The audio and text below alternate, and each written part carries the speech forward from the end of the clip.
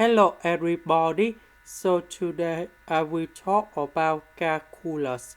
The topic today is about limit. So now I will show you how to answer. We do common denominator of this one with this one. About this one, we multiply by number 2. This one, I will multiply by x. So now we have same denominator. I can put like this. Next, I will put negative sign in here.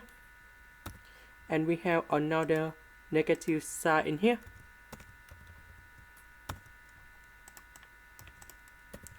So this one, we need to change the sign.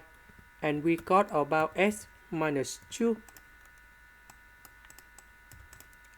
Now, we need to simplify by x minus 2 on numerator and denominator. And now, I will put number 2 on here.